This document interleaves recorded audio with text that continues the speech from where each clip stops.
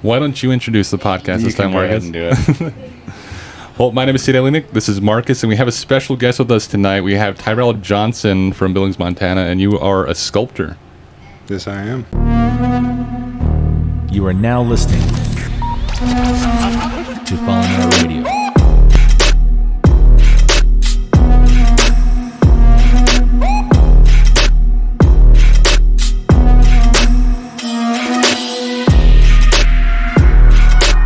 Ladies and gentlemen, welcome back to the podcast. My name is Cdale and this is Markus, and you're listening to Falling Out Radio. So let's talk about, what got you started in sculpting? Like, what was your big inspiration? Was there inspiration, or did you just kind of fall into it? Well, I grew up in a family of artists. My father's a sculptor. I'm the youngest of 16 kids. Oh, wow. Yeah, so 12 natural born, 4 adopted, 2 girls, 10 boys, and 4 adopted boys. Wow. That's a big family. So I had a lot of experience. I learned a lot from my siblings and my father. We made a lot of monuments. I worked at the foundry. I don't know, 16 or 17 is when I started there. Wow. So a lot of experience from that, and I'd say could rival any good college in the world. So Wow. So I'm fortunate for that. That's awesome. And tonight we have kind of a different concept that you thought up. Is we're doing the podcast, but while we're doing the podcast, we're going to try to sculpt. And that is not Markus's work. Yes, I got a head start. I was working on this earlier. 15 minutes ago, it was just a mass of clay. Knocking this out. And yeah, I'm almost done. So. No, this is actually what he started, so it's awesome. Yeah, I do those. It's actually pretty awesome. When I want to wind down and have fun and not work on one of my actual concepts, I do those faces all the time. Wow. And just start over. I'll start over like that one. I'll come in and mess it up and start a new one some other time. So, yeah, so you get to do that now. Just this alone is just amazing to me. Yeah, it's awesome. And once you said, I know you said we're going to sculpt on the podcast, and then when we got here, and I thought I seen these laying out, and I was like, yeah, we can do that. And then you said that, and I got the chills. He was afraid to touch it. I don't want to touch that. Because I know, like, when I do art and work on an art piece or something, and I get to a place where I'm kind of happy with it, but then I want to go back and do something else. Mm-hmm. And now I have to, like, really, like, zero in on what I'm doing. Otherwise, I'm going to mess up the whole thing in my head. That's what I thought about when I saw it. I'm going to mess it up. That's the whole deal. You're just constantly messing up. Right. You just get better at messing up. Yeah. Bob Ross it. Yeah. Like, this already looks so good. Like, I'm afraid to touch it because I'm messing up your work. Give it a mustache. Have at it. Yeah. I've destroyed hundreds of those. Give it some chops or a goatee. Yeah. Yeah. That'd be awesome. Do you want to pull your mic in a little tighter? How does it sound, Markus, to you? I can even turn him up, man. Is that better? Yeah, that sounds pretty good. You Okay. can probably pull his mic this way a little bit. The entire mic? Yeah. Alright, wherever you want to put it. All right. And that'll be Good. the last time moving, I promise. We did this. We did a podcast with my dad about a week ago, and we did Bigfoot. And man, I was moving the whole time. Yeah, he was talking. I was fixing the camera, and I was getting up and doing other stuff. I couldn't do it. Yeah, So my dad was loud himself. We told him, all right, we'll just, it's kind of noisy. You hear every little thing. He's sitting there stirring his drink right in the mic. Yeah. So, we met you at Recover 2021, put on by Riley Wallery. Uh-huh. And it was hard to get to you. We had all these other interviews lined up, and my wife was the one who was bombarding you to make sure that you stayed there so we did an interview with you. And then I walk over, and you're sitting there in the chair just kind of looking at us, and I was like, oh, shoot, we got to do yours still. And you're like the last one left in the whole building. Or I didn't know what room. you looked like. Like, I probably walked by you a billion times. It was like, I kept looking like, where the hell did he go? Well, let's start off with how, once you start a project, what are some things you do to start? Like, are there any prep work, or is it just kind of... So there's this one thing I want to mention really quickly is kind of my introduction of the way your mind worked is when we were at Recover 2021, and I asked you, how do you start your projects? And I told you it was kind of like out of a book, a lot of these things that you're creating.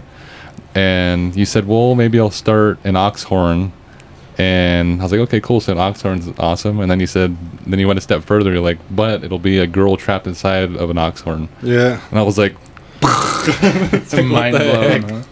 Yeah, the narrative is the most important part, in my opinion. And then design. So sometimes the design comes first, then the narrative. Sometimes the narrative, then design. Sometimes, so you saw those pieces of wood that are stacked in my living room, right? Yeah.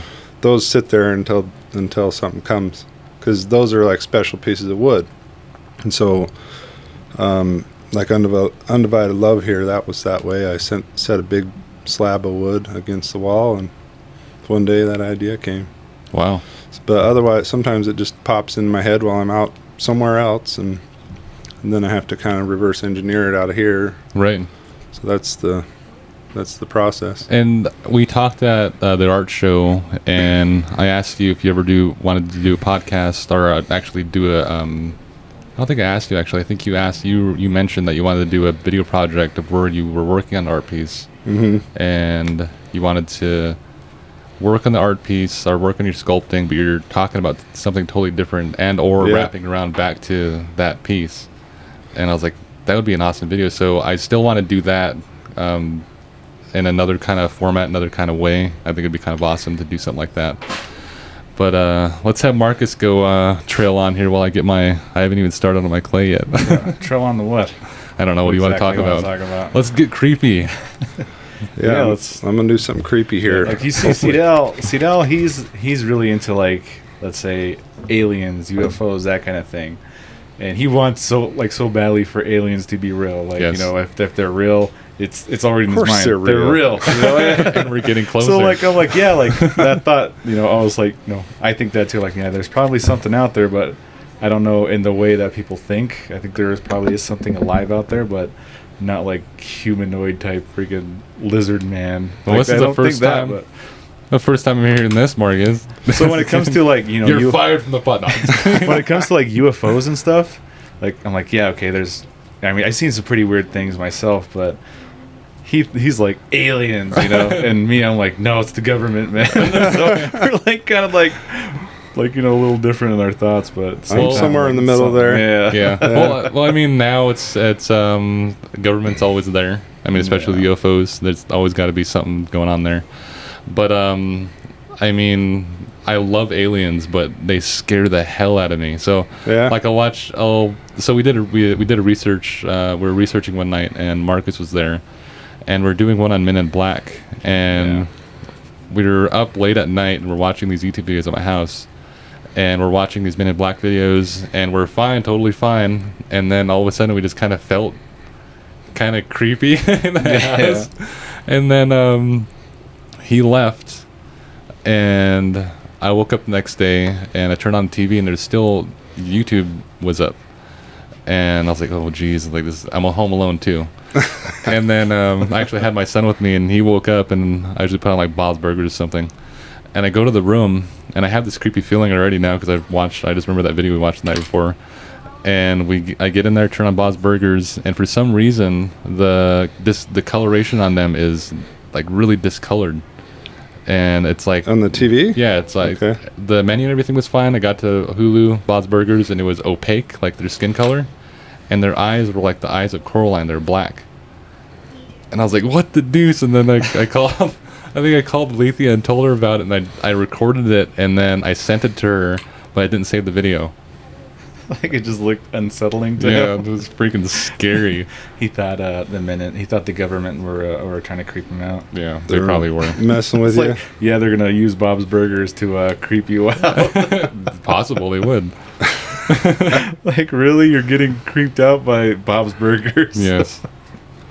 He was so set on they're messing with me. Like, you sound crazy. Let's get into what you got. I mean, you said you had some stories. And when I asked you if you wanted to do the podcast, you were into it. Oh yeah, I've been anything cryptid, mysterious, anything. I go into it. So have you had any of your own experiences, or? Yeah, it started, like, my obsession kind of started when I was pretty young, around 6 years old. So there goes credibility there, of course, with most people. Yeah. But we used to play hide and seek in an abandoned house that my dad used to sculpt in as a studio.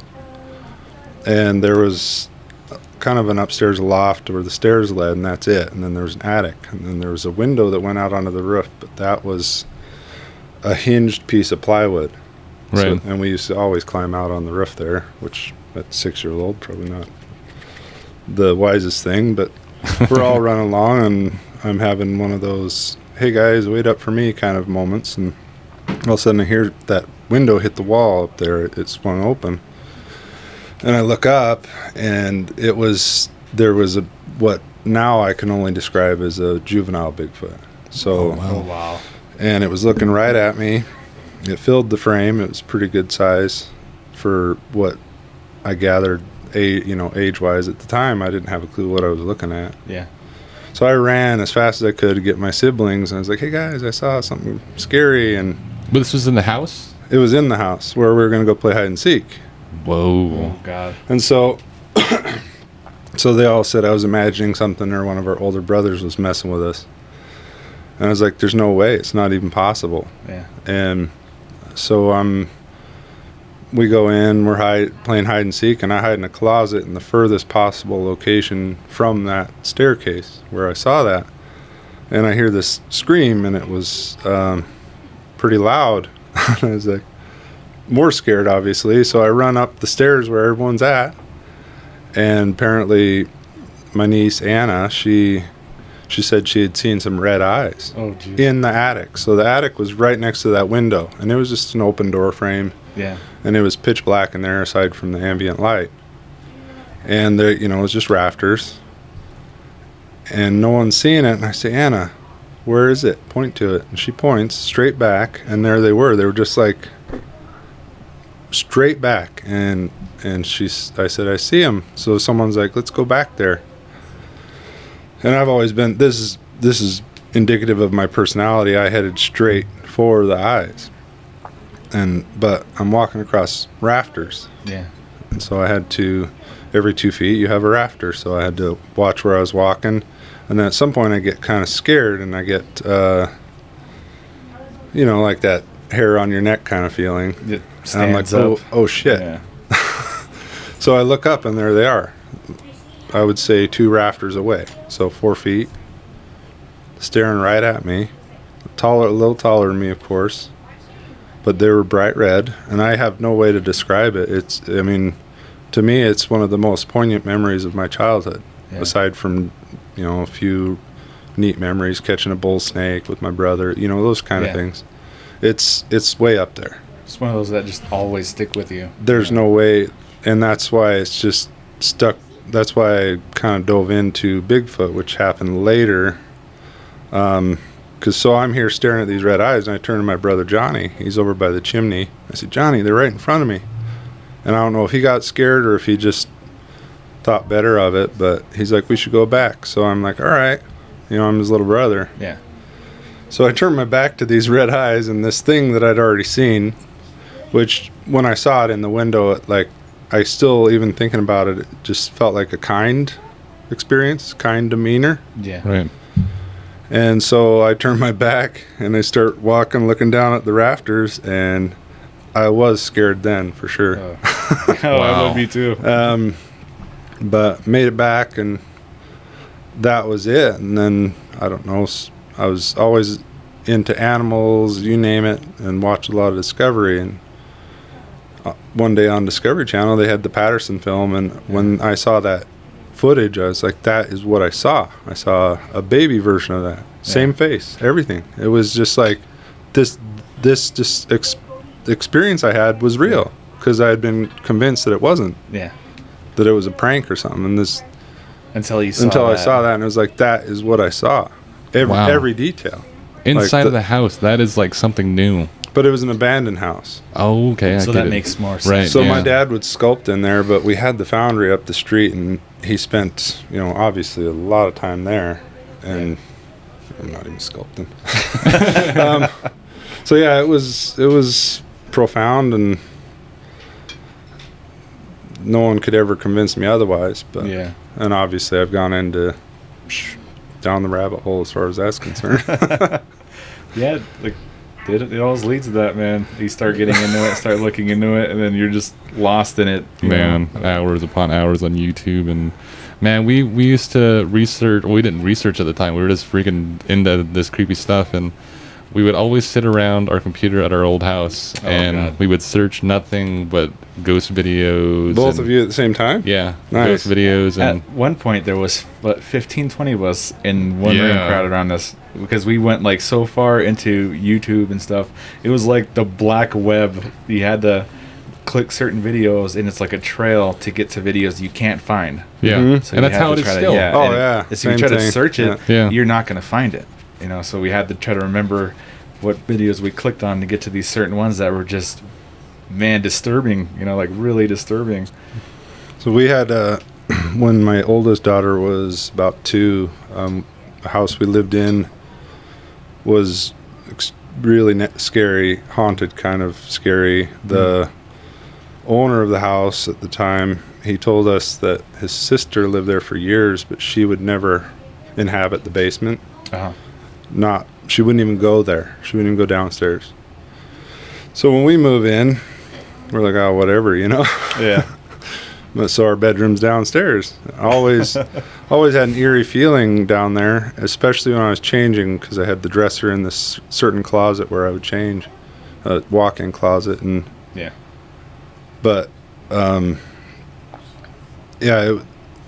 there was one time I was upstairs watching a movie, and my daughter was sleeping in the crib downstairs. Uh-huh. And I'm like, I should go check on her. And I go downstairs. As soon as I turn that corner, I see an apparition bent over her crib. Oh wow. Yeah, like it's looking at her, and I could see the head and the shoulders, and it just tapered into nothing, disappeared. Whoa. And as soon as I laid eyes on it, it disappeared. Wow. And then to make it even weirder, there was, we had kids we watched, and one of the boys was really kind of a sweet, sensitive type, but he was talking out the side window to someone, and my wife asked him who he was talking to. He's like, oh, the little boy and girl. And there's no one out there. She goes, That's creepy. God. and then that's where, like, that tied in something else that had been happening. So I'm kind of out of order now. So I don't know how many times in that house we would hear, like, upstairs, just like, Yeah. "Tut-tut-tut-tut-tut." And for the first 5 times I thought it was an intruder. I would actually go up there with a knife or whatever I could grab, thinking I was going to defend my home. Wow.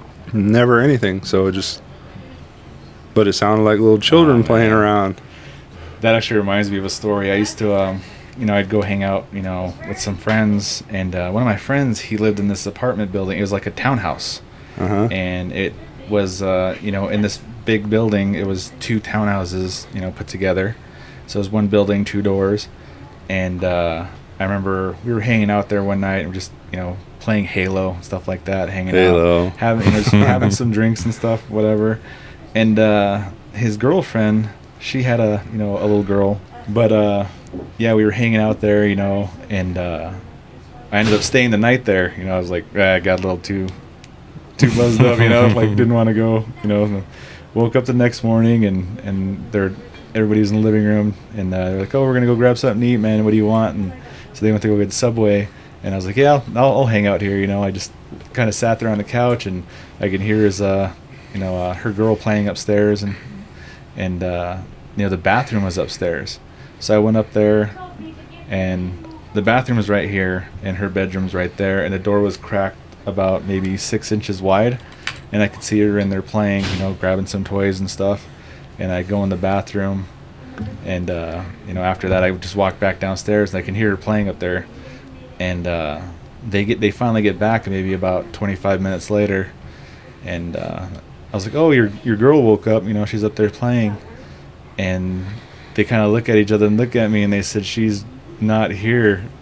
They told me that she stayed at her aunt's house last night. So there's no one up Yeah, there. there was nobody there, and I was like, well, no, I thought I saw her, but maybe it was just my eyes playing tricks on me, And I said, but I could hear kids running around upstairs and playing. And I said, it's probably the neighbors next door. And that's when they told me that building's been vacant. There's nobody in the townhouse next to it. Oh my So the gosh. entire building, I was the only one in there. The townhouse that's conjoined with it has been empty for months. So I was hearing somebody running around playing that whole time, and there was nobody in that building but myself. Oh my gosh. And I was like, all right, man, this is creeping me out. 8, I left. I come back later to pick something up. I think I left the Xbox there so they can play and all that, but I came back later that night, and we were kind of talking about it, and her daughter came home, and she comes downstairs, and she said, Mom, that girl upstairs is being mean to me. And they're Oh, yuck. and so what would she look like? And she said she's about my age, but she's really mean. She keeps trying to hit me and stuff, and it keeps taking my toys away, and there's nobody up there but her. And the So girl. that scary. just kind of confirmed what I was seeing. It kind of freaked me out. Yeah, they didn't stay there very long. They ended up moving out. I don't blame them. I mean, the more you look into it, the more, especially with children, Yeah. like especially 6-year-olds and that age group. There's so many, like, well, for example, imaginary friends. Yeah. Yeah, that one's we wanted to do an episode on that in the future. Because, like, to me, I don't think it's in their mind, or either they probably conjure something thinking of, like, something there. But Well, of course, there's a certain percentage of them that are just making it up, but there's parents that corroborate like crazy stuff. yeah, I told him I wanted to do one on imaginary friends because my little cousin had an imaginary friend, and man, doors would close and lock and everything, and there'd be nobody in there. And it creeped me out. Me and my sister killed it. Yeah, she told me. Oh, what did you tell her? We told her Dolores started acting like she's beating something up, and anyways, our cousin's just freaking out, and then she says, "I'm gonna kill it," and because this thing was getting creepy, and then Dolores started stomping on the ground and whatnot, and then after that, we didn't hear about this imaginary friend, which is kind of odd. That's horrible. But that child turned out okay. Yeah, kinda. She's a weirdo still. Yeah. What's our excuse? But I saw a picture of a child in one of those, playhouses like in McDonald's or something, and that next to that child is a really a creepy face, and they asked her who was in that playground with her, and she said it was her imaginary friend, and there was nobody else in that playground with her. They were the only people playing there at the time. And that's when I told them I wanted to do one about imaginary friends and stuff. So it's on the list. To-do list, I'm sure. Well, there's always to get more podcasty with it. There's always especially in some of these demonology researchers and things like that, is they always point to there's always a doorway. Yeah. And the kids. Yeah, and then the kids are really susceptible to it too, because they're more open to spiritual things, I guess, as they can be more sensitive to seeing a ghost or having an experience as a child. Is because they have like a sense of innocence, so they're not so guarded as an adult would be. Mm-hmm. So they have it's almost like that notion of a childlike faith, of where they can believe in something, and sometimes things come true. You know what I mean? That is there's like a belief system that they have, and then it births that. And with because there was nobody there to tell them that it wasn't possible, you know? Right, yeah. And something like imaginary friend is almost like a doorway, because they could have one, and if there's some other element inside of the home, whether that's there's theories about like cursed objects, or having a certain image in your house that can have a doorway to it and things like that, and then also attach itself to what would be their imaginary friend. Okay, yeah, I get what you're saying there. It's kind of crazy. It's like a really extensive I kind of thing. Heard stories of because kids, usually girl children, female children, like the emotions and stuff like that, or when they're going through stages of their life growing up, that it can cause things in your house to happen. What do you mean? Because of their they all say that spirits and stuff are kind of come out more when your senses are different. Like, let's say you're angry, it can kind of bring something out. Right. Or if you're sad, it can bring something out. And when children go through a certain stage like puberty and stuff, growing up, they're really emotional. Right. So I've heard stories of things starting to happening in people's houses during that time, and they say that's probably what it's contributed to. Weird. Yeah, you never heard that? I've before? never heard that kind of theory. No. Well, if you read about like astral projection and Yeah. Right. that's something they warn against in particular is your intent as you travel outside your body. Yeah. And Markus is really big into astral projection right now. Yeah, like it's kind of something I've really been looking into and all that, because I've told him I've had some weird stories, man. But I'm having a hard time getting an owl's body going, so I'm just gonna go with it. I'm pretty sure Markus has a mustache and that thing by now. no, I don't. No mustache. I'm going for the demon you asked for. So Oh, we'll see. nice. This is a sad, soft little demon. He messaged last night and he was like, "Is there anything you want me to sculpt quickly?" And I was like, "I don't know. Demon would be kind of like cool to see his rendition on that." And then I was like, maybe Deer Woman. I haven't seen a Deer Woman sculpture. Yeah. Oh, that'd be tough. The sculpture that I have in my house, it was created by an artist, and he does almost like traditional style, like what would you call it? Western style Western art, style, native style art, nature, yeah, things like that.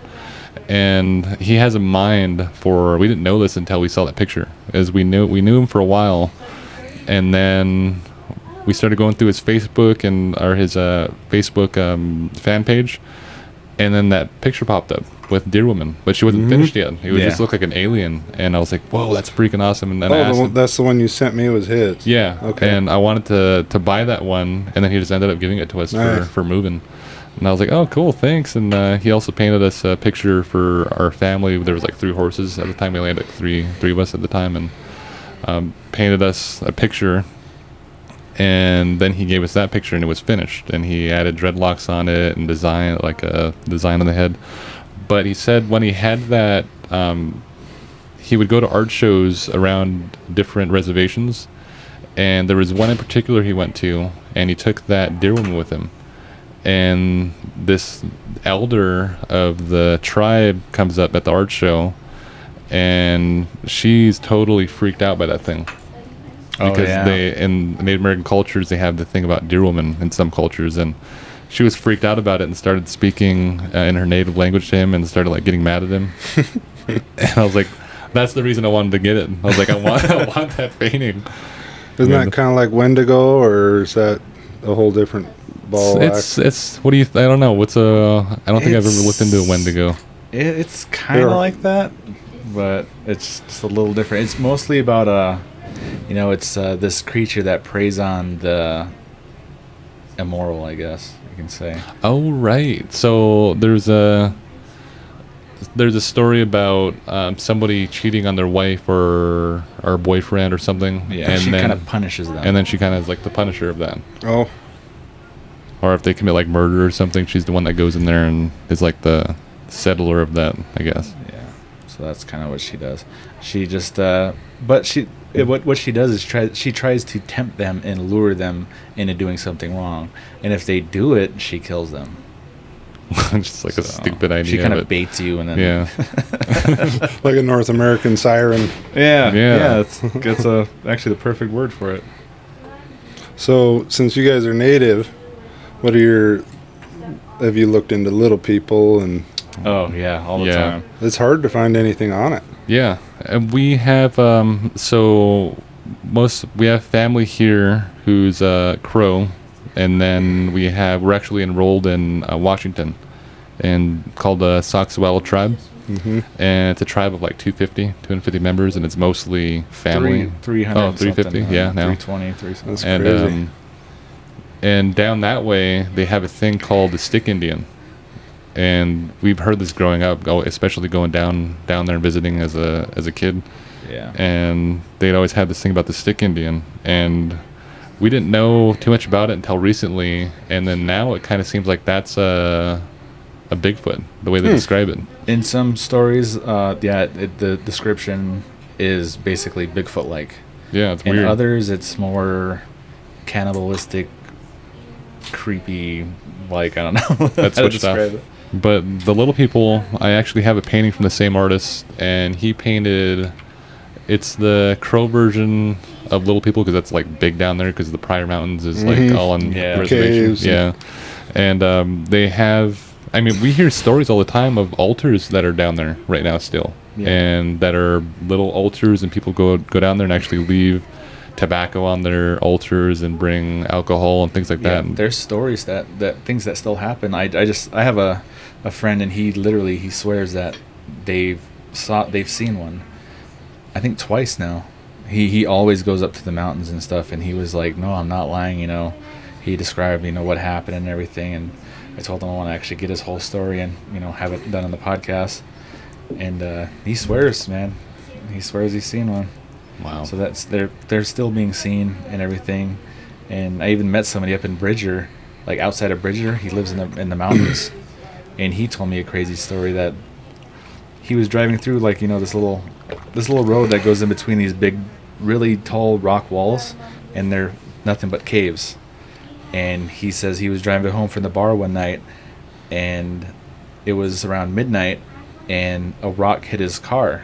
When he was driving through there, and he said he hit the brakes, got out, got his flashlight, and kind of started looking around, and he pointed it into one of those caves about maybe 30 feet up, 30 feet up, and he said that he saw hair like pulling back into the cave, like he just shined the light and they're kind of pulling away, and he started yelling. He thought it was kids or something messing around, but man, that's in the middle of nowhere, And once he started kind of threatening him and yelling around, rocks started flying out of all those caves Nice. at him and hitting his truck, and some of them were bigger than this, like the width of this little table here. Mhm. He said they're like really big, come flying out. There's no way a child can throw something like that, And I remember he said his car was all beat up, and he said I just hauled ass through there, and got home. Is that the dirt road between Edgar and Pryor? I'm Or- not sure. It okay. goes deep in the mountains, man. Like Oh, I've never no, been yeah, up there. yeah. But he has a cabin up there. I don't know how many miles in, but he said he went back to the bar the next day and said, somebody was throwing all these things at his car and everything, and that person told him it was, I think you've had an encounter with the little people, and that's where he learned the whole story behind them and everything. He told me stuff about them that I've never even heard, and I grew up in Crow. Yeah. So, do you have like any? What do you believe a spirit would be? That's so part like as far as I told you I listened to a lot of physics Right. along the lines of Tesla, Heaviside, and so non-Newtonian physics basically, which I think is a cult. But that as far as what they are, I'm not too concerned because it's too obvious that they exist. Right. And you have all sorts of phenomena, such as like I started seeing auras when I was a freshman, had no idea what it was, and so I never told anyone. Mm-hmm.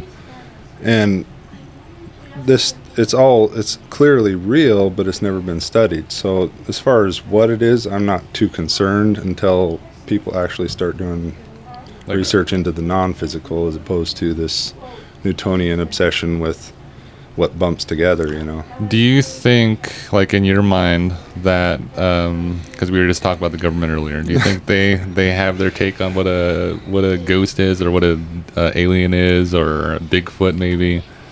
Well, there's tons of documents that show that they did research into the mental side of non-physical phenomena. Mm-hmm. There's tons of it, and there's plenty of people who testified to it. Right. So, and I have a whole nother spiel on why I think that's buried, because the mind is the ultimate free technology. We're born to be creators, and we're trapped in a world that's based in the physical. So Yeah. we don't create Oh, interesting. because we're obsessed with the physical. Right. Here, now, past, it's never, even our psychology is backwards in that sense. We look outside for the solutions, So I think the same thing goes wrong, is what's gone wrong in a sense with the metaphysical, the cryptids, whatever, you name it. Yeah. Right. Obviously, some of them I don't necessarily believe in, you know. Yeah. Yeah. The Chupacabra, for example, I'm not exactly. Have you seen the footage on the El Chupacabra? Not anything new. The old Why? stuff? Yeah. Like, what do you think they look like?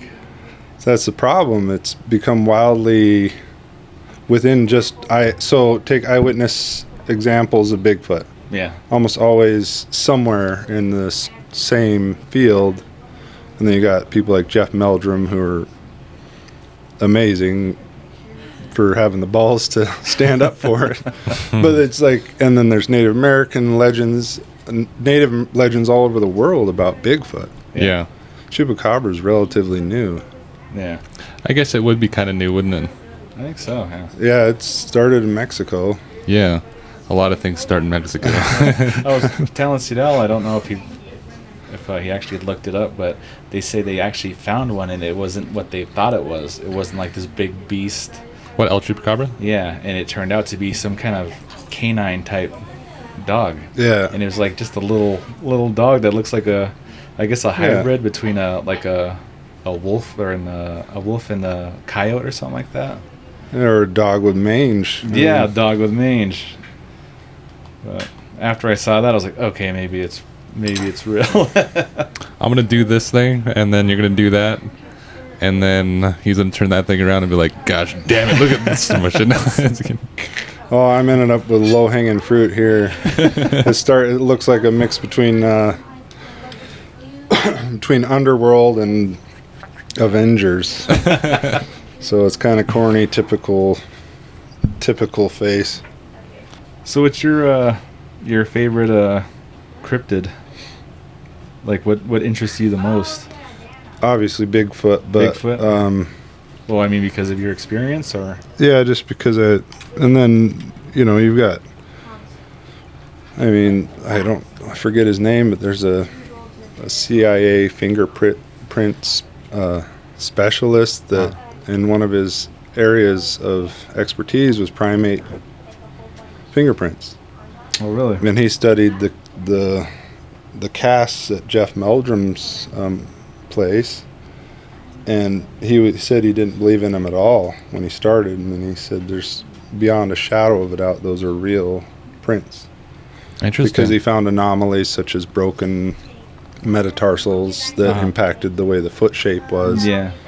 And the way the body weight was placed on the foot. I mean, so when you get that many very intelligent people who got the balls to talk about something like that, so that's the problem with science, is it's all peer reviewed. It's all like this. So any true breakthrough in science is always going to be done by someone outside of science. Yeah. Always. So what is your, I mean, probably get off this, I didn't want to talk about Bigfoot, but now I have this thing pop in my head. A good question. What's that? What do you think about all, have you been watching the news? I mean, you've been seeing all these. I dropped off of that a while ago. You're on Facebook. I sculpt and I listen to YouTube, and then I stay out of that. So whole what's coronavirus have you thing. heard anything about what's going on with UFO disclosures right now? Kind of, yeah. What's your take on that? Like, do you think that so there's a whole thing about why they started to put out more information on UFOs in this past year, especially with COVID, and now they're trying to follow that up with a disclosure from the United States about UFOs. Like, what do you think? Like, what's your take on that? Do you think they're trying to cover up something else? Like, are they trying to hide something bigger than that and trying to cover that with UFOs? And like, finally, we're gonna disclose something about UFOs. We're gonna give you what you want, right? UFOs. But I think in the history of the U.S., especially, I mean, we have people like J.P.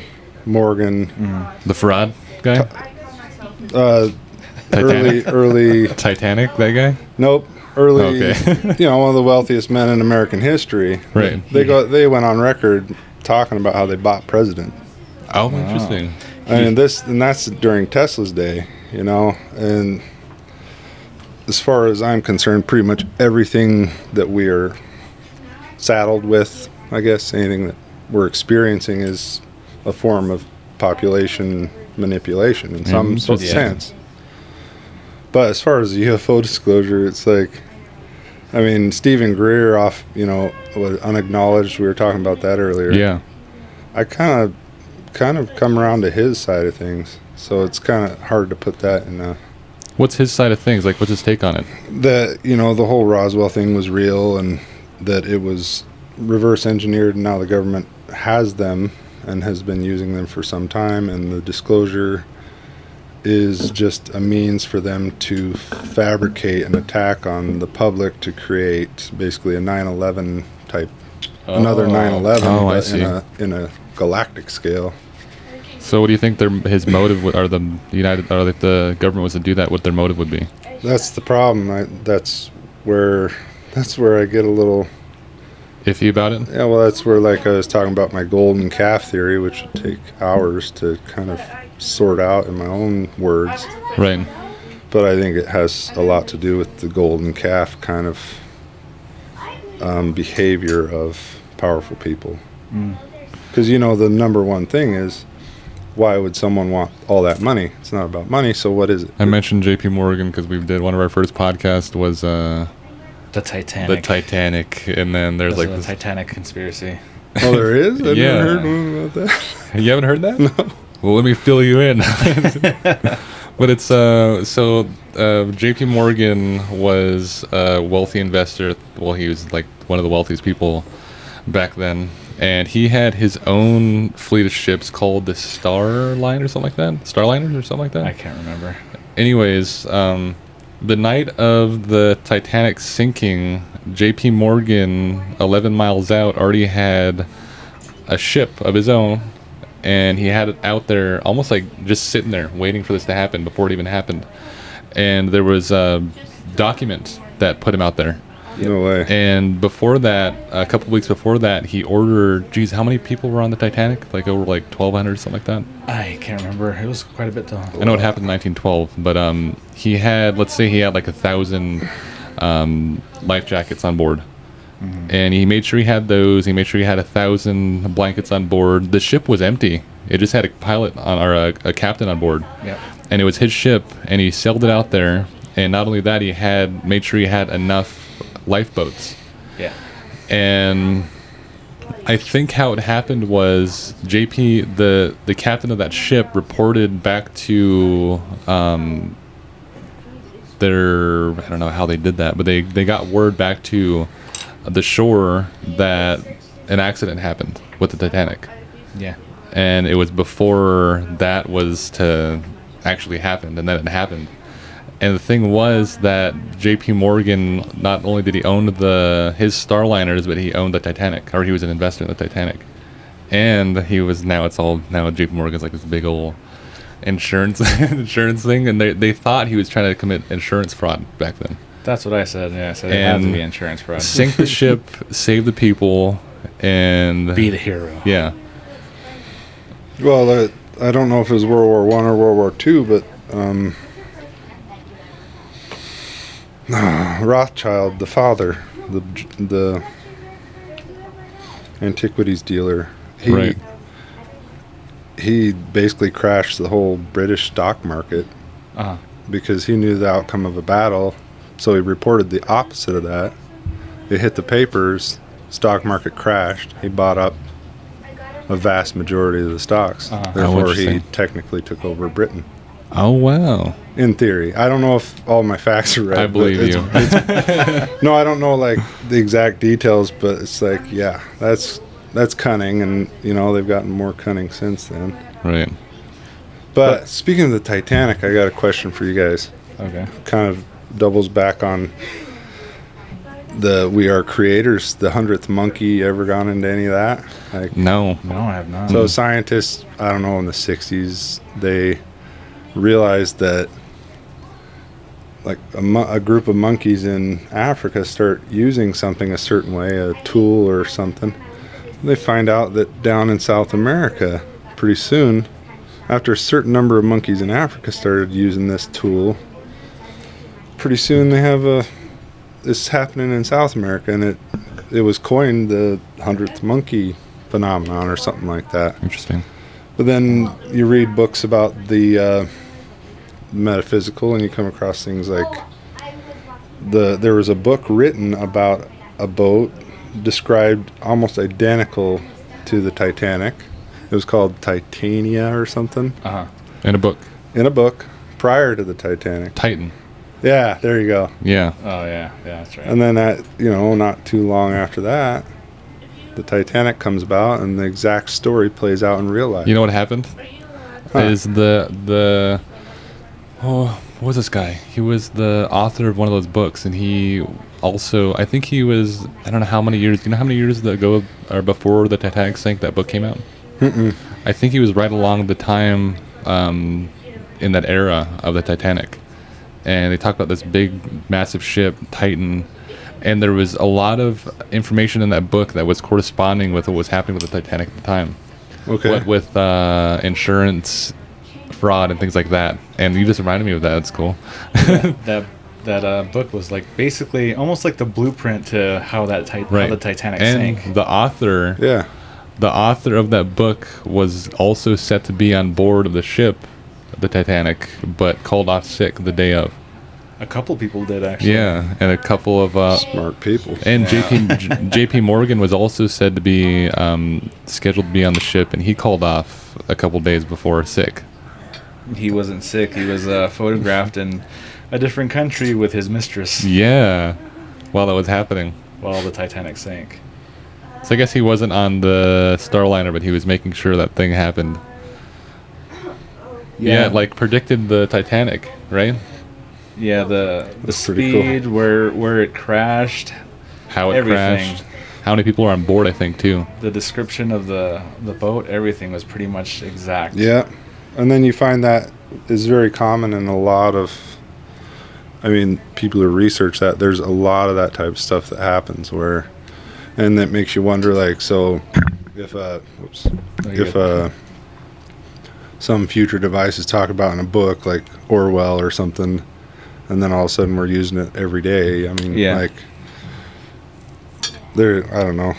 The whole truth is stranger than fiction is kind of my motto when it comes to all of that. All of the above. But yeah, that's the I was like, whatever, like he was like, oh, let's do one on the Titanic. I was like, what? You're gonna do conspiracies now? And like when I finally got into it, I was like, they sank that ship. It's like, no question, they sank it. It was our first podcast together. Yeah. And Marcus was quiet the entire time. He was like, yeah, I hear you. Yeah. He had his mic on, and I was just sitting there nodding. So were you doing podcasts prior to him joining you? Like a couple podcasts before Marcus jumped on. Then I called him and I said, do you want to join the podcast? And he was like, yeah, I'll try it out. And then now he makes all the music and edits the audio and all that stuff. And that's pretty awesome. Became the favorite. The crowd favorite. Yeah, we get these we get these reviews from people, and they say they love the host and everything, and then we never say who the host is. Yeah. But I'm the host. But Cdale got called fight. Yeah. That's so funny. And Roke's like, oh no, Cdale's the host. I'm just yeah. And then our biggest demographic is actually women. Yeah. And I told him, you're welcome. You have good taste. Yeah.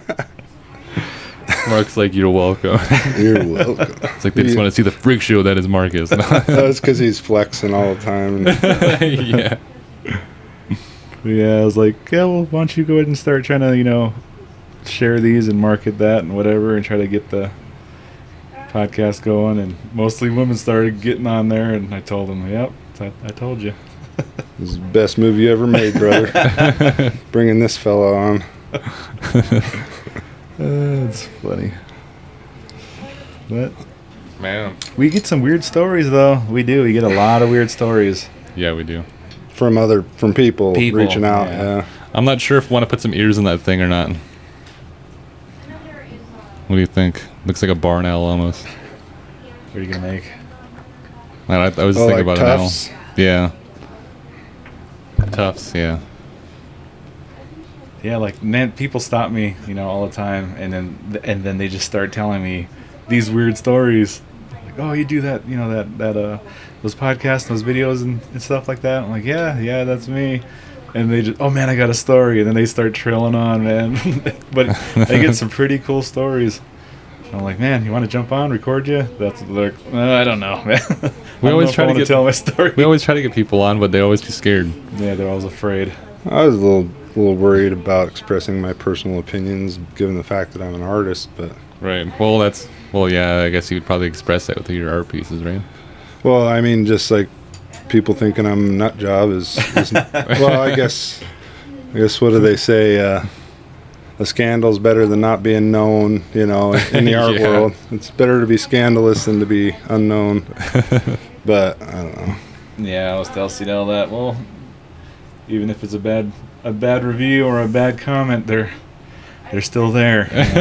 They still love us. He loves the controversy. We get some backlash for some of the stuff we do, like especially Native American lore. Because they like to really keep that guarded. Then me and Marcus are like, I don't care, we're gonna put it out there. I think people need to hear about it. The people need this. Yeah. Don't you understand? And then that's kind of what we became known for this past year, is putting out Native American lore. Yeah. That's pretty cool. What's funny is like a lot of the people that were kind of trying to get mad at us about doing it weren't even Native American. I know. And all the people that were Native American were telling us, we want you to do more of those, So it was kind of backwards. Like I thought it was going to be the other way around, but It's really hard though to get somebody who's knowledgeable of Native American lore or culture to come on and talk about. Yeah. They like to keep it guarded, especially some of the urban legends and whatnot. yeah. When it comes to that stuff, it's a different world for them. They do not like that to get out. A lot of the stories and stuff. It's like some of it seems kind of almost sacred in a way, doesn't it? Yeah. Yeah, a lot of people won't. But if you're down there, like I grew up on the reservation and just stories everywhere. Like a lot of really crazy stories. Have you ever done a sculpture that's kind of creepy, or has it just been mostly other things? Oh yeah. So when I was young, I convinced myself that I was gonna be one of Jim Henson's best creature guys, or something like that. I was gonna make a name for myself as a movie effects guy. And so yeah, it's fun, and it's 10 times easier than what I currently do. Right. Making something creepy is a million times easier. Why do you think that? Why is that? You're just exaggerating anatomy, so if you understand anatomy, the rest is Oh, right. yeah. And that's one thing though. Those graphics artists, one thing they deserve credit for is being exceptionally skilled, because they do have to understand anatomy, whereas a Right. fine artist like myself doesn't. I can get Right. away with not understanding it, and no one would ever know. You study anatomy, right? I spent 7 years in my 20s sculpting anatomical structure. So I would sculpt the skeletal structure and then add one muscle at a time until the whole human formed. And then I'd put skin on, a thin layer of clay. Oh, wow. So one of them took me 3 years. And no one will ever see the bottom, the underside of that, right? It's just the skin over the. Well, that one that took me the longest, the last one I did, I actually cut it up, tore it apart after I was done because it was study. Oh, right. Wasn't, my fine art. Fine art is an emotional expression. That's the difference to me. Right. The skill is required to do a good job at it. And so when I cut that piece apart, I was actually kind of like, wow, this leg, I can see all of the muscles just like in the anatomy books. Like right. The groups of muscles. It was pretty neat. So the one over there on the armoire, Yeah. that's the last remaining of that life-size bust is the last anatomy study I have. Oh, cool. It's the only one I didn't destroy, but I did 7 full body and 2 life-size heads. Wow. It was Da Vinci, right? Who would cut apart bodies, or was it? He would dissect them and go through their anatomy, and so he can draw better. Yeah, I think most of them did. I mean, I would have. That day and age, I would have. Yeah. There's Yeah. like no laws prohibiting. Exactly. Right. And then if they didn't do it back then either, like we wouldn't have a lot of Da Vinci's anatomy, and he's like the one that pioneered most of the medical books and things like that, right? I believe, I'm not 100% certain, but yeah, I know, like, pretty much all of them did it. They would, when it was frowned upon, they would just make it happen in hidden ways. You Yeah. know? Well, like that, I think he was Ukrainian or Polish, that he dissected his own father after he died. So Oh wow. Oh wow. I wish I could remember his name. But I've always wanted to see one of those people who donate their bodies to science and they microblade them. Or Oh, dude, it's micro so cut cool. them. Yeah, it's like, wow, that's crazy. I went to Body Worlds in Salt Lake City, Yeah. and that guy's brilliant, by the way. Look it up, Body Worlds. I went to the bodies exhibit in Vegas. Yeah, Like everything, real bodies, Yep, real same everything. thing, yeah. Wow. just different company. Like seeing all the nerves in the shape of a human body Uh-huh. without the body is Right. insane. Believe it or not, those ones for the bodies exhibit were actually unclaimed bodies from the tsunami in Indonesia. Really? Oh, wow. Oh, I didn't know that. The other guy, the guy that does Body Worlds, his are all donated by people. But that's a little tidbit. Yeah, I didn't know that. Anatomy nut here. I think this podcast turned out pretty cool. Just like a bunch of random stuff. We never do that on a podcast, so it's like kind of. It's better to do it that way, I think. Yeah. Because like when we do a podcast, we do like real research hours. Do you want to end there? Sure, yeah. Good for a podcast.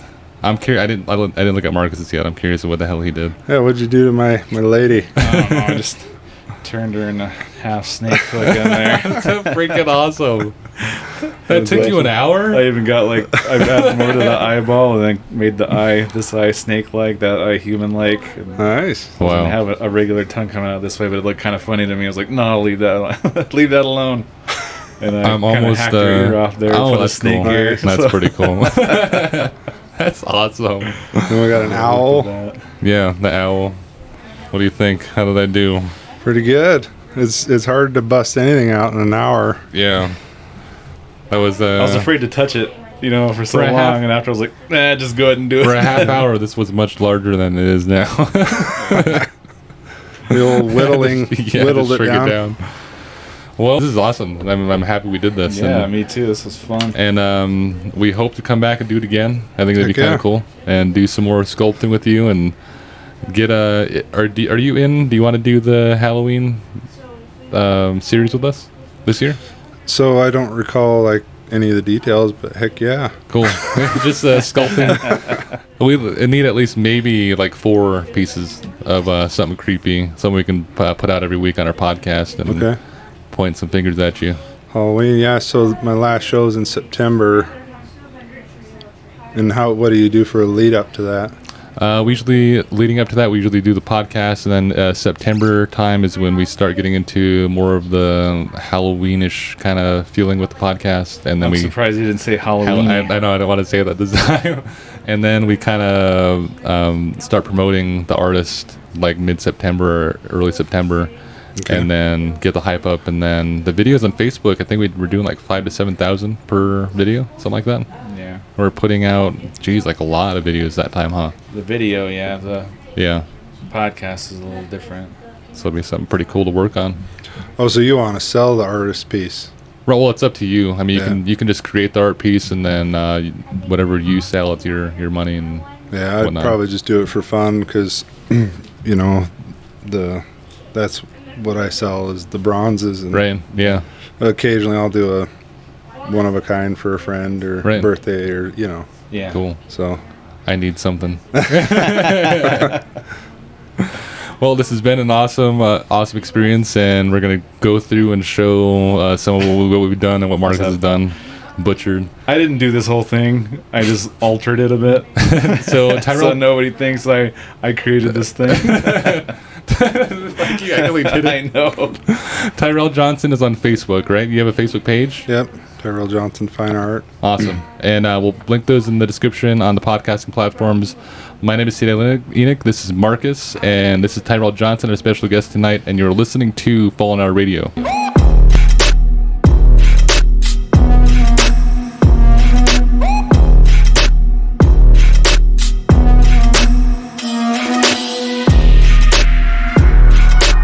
Ladies and gentlemen, welcome back to the podcast. My name is Cdale and This is Markus, and you're listening to Fallen Hour Radio.